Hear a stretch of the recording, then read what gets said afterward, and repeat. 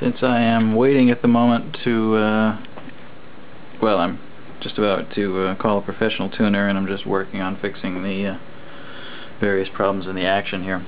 I thought I would demonstrate all the moving parts in the piano here, because I was blown away by how much crap there is in there. That's amazingly complicated piece of machinery.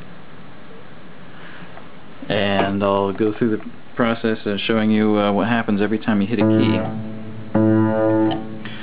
So there's key number 25, I think.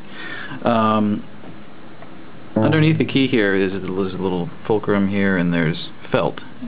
There's felt everywhere in the piano, actually. They use it for everything. They use it as kind of a lubricant, is what it seems like. If this was all made of metal parts, I would expect there'd need to be a lot of grease all over it, but it's mostly wood, and what they use instead when there's two things rubbing on each other is they put felt on one of them.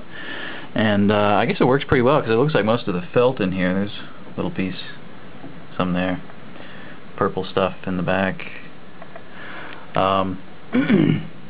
Because most of the stuff in here seems to be original, so I guess it lasted about 100 years. It seems pretty good. Not a lot of wheel bearings that would last 100 years. So anyway, you hit the key. Key bends on the, turns on the fulcrum there, and then the rear end of this key has this adjuster thing on it. I don't know what that's called. This vertical thing that pushes up is called a sticker, and that has its own little mechanism there. And the sticker pushes on the whippin', which is a fulcrum lever thing, and then the whippin' lifts up the jack. The jack is that thing, vertical piece of wood right there on its own little hinge and the spring. And the jack pushes the hammer. This is the jack pushing the back end of the hammer.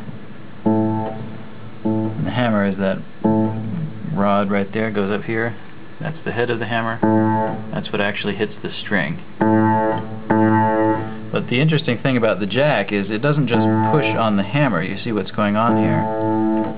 It pushes on the hammer, and then it moves back away from the hammer, allowing the hammer, so that the hammer just doesn't, you know, touch the string and stay right there. It bounces back a little. So this jack comes back out of the way on that. That's another piece of felt right there. So it allows the hammer to retract, and then this thing attached to the whippin' is called a back check. Another piece of felt there. And what that does is it stops the hammer. This being the hammer is one of the bars attached to the hammer. So the hammer hits the string, bounces back, and then the back check stops the hammer from bouncing around anymore, which it could easily do if you hit the string very hard and hit the string again. You wouldn't want that. So that's what all that does every time you push a key down.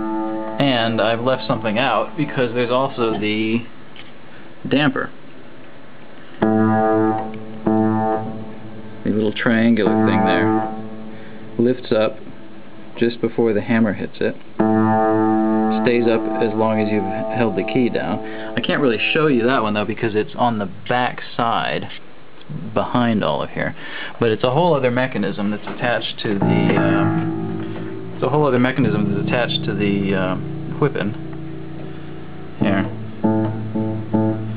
which lifts the damper and holds it up. And also the whole damper assembly, all the dampers are attached to the one of the foot pedals, so when you push the foot pedal they all lift up. That's down here. But I don't have a good light on that, so I can't show you. So that's everything that happens every time you push a key on a piano, and that whole assembly is duplicated 88 times. There you go.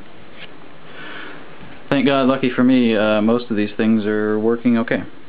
There's just a couple that had issues that I need to work on, like that one. The damper isn't lifting all the way, so it's not letting the string make noise properly. And there's actually two dampers on it, and one of them is kind of not aligned right, so it's got that funny ringing noise. That one's kind of a problem. I've tried to fix that, but anyway. So that's it.